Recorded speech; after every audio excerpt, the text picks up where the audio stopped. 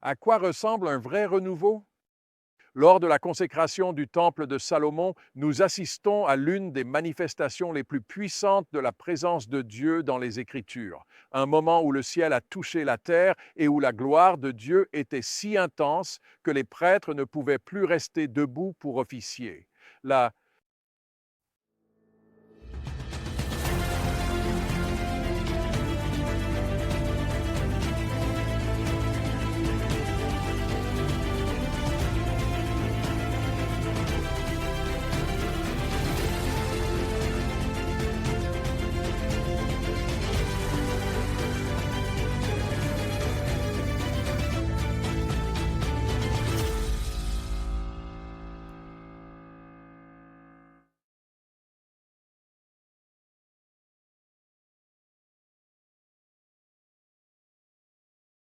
scène est à couper le souffle.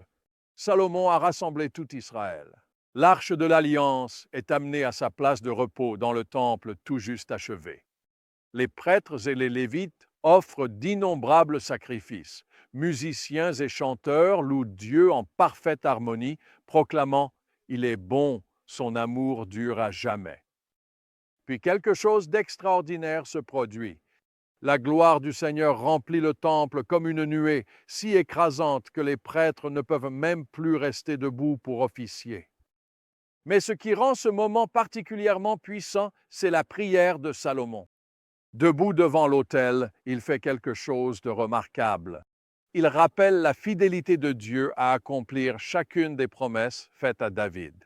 Pas un seul mot n'a failli parmi toutes les bonnes promesses qu'il a faites, déclare Salomon. Ce n'est pas juste un cours d'histoire, c'est un fondement de la foi. Salomon ancre le moment présent dans la fidélité passée de Dieu. Puis Salomon expose un plan pour le réveil, anticipant des scénarios où le peuple de Dieu pourrait s'égarer, être vaincu par des ennemis ou frappé par la sécheresse, la famine, la peste ou l'exil. Et pour chacun de ces cas, il désigne le temple comme un lieu vers lequel le peuple peut se tourner pour revenir à Dieu. Il ne s'agit pas du bâtiment en soi. C'est ce que le temple représente qui compte, la possibilité de s'humilier, de prier, de chercher la face de Dieu et de se détourner de leur mauvaise voie. La réponse de Dieu est immédiate et spectaculaire. Soudainement, le feu descend du ciel et consume les sacrifices. Sa gloire remplit le temple. Le peuple tombe face contre terre et adore. Pendant 14 jours, ils célèbrent avec joie ce que l'Écriture décrit comme étant inaccessible. Ce n'était pas simplement une cérémonie, c'était une rencontre avec le Dieu vivant. Et l'une des promesses les plus profondes de l'Écriture arrive.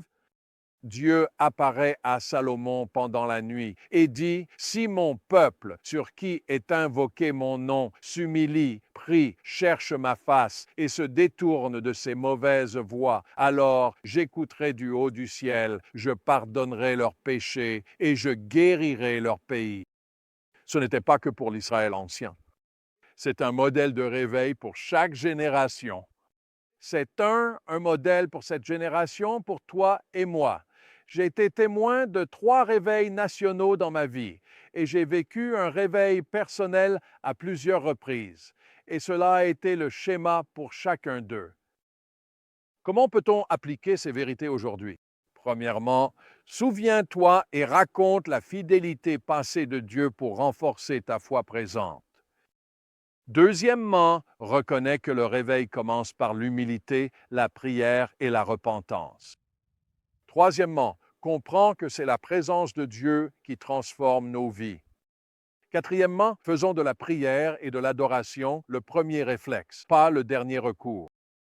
Cinquièmement, tournons-nous vers Dieu aussi bien dans les bons moments que dans les périodes de crise. Sixièmement, souviens-toi que la promesse de réveil de Dieu est toujours valable aujourd'hui. La consécration du temple nous enseigne que le réveil ne consiste pas à construire un édifice humain, mais à préparer les cœurs.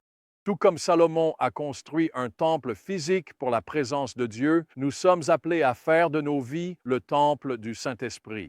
Le même Dieu qui a rempli le temple de Salomon de sa gloire veut vraiment te remplir, toi et moi, de sa présence. Ne passons pas à côté de cette vérité profonde. Dieu veut habiter parmi son peuple, que nous traversions des luttes personnelles, des défis nationaux ou une sécheresse spirituelle. Le chemin vers le réveil reste le même. En effet, nous humilier, prier, chercher sa face et nous détourner de nos mauvaises voies.